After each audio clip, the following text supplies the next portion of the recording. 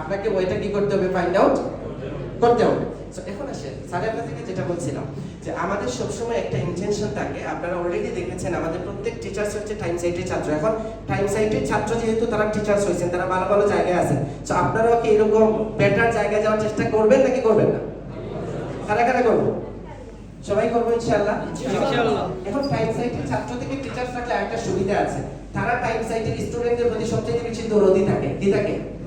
এখন দরদি কেন থাকে? কারণ তারা একসময় ওই জায়গায় কি ছিল, বসা ছিল। যেহেতু ওই জায়গায় বসা তাকে বোঝা যায় যে আসলে আমার কি কি জিনিস দরকার। কারণ একজন স্টুডেন্ট খুব ভালো বুঝতে পারে যে কিভাবে সার্ভিস দিলে আমাদের জন্য কি হবে, বেটার হবে। তো ওরা যখন টিচার হয় তখন ওরা কি করে, নিজের দরদ থেকে স্টুডেন্টদেরকে শেখানোর চেষ্টা করে যে না তোমাকে কি করতে হবে, বেটারটা শিখতে হবে। সো এখন আসেন আপনাদেরকে স্যার যেটা বলবো আজকে আমাদের সার্টিফিকেশন এন্ড ফেয়ারওয়েল সেরেমনিতে, যে আপনারা যেটা করবেন সেটা হচ্ছে কি ক্লায়েন্টদের যার সাথে আপনাদের ডিল হোক তাদেরকে সবচেয়ে বেস্টটা দেওয়ার চেষ্টা করবেন।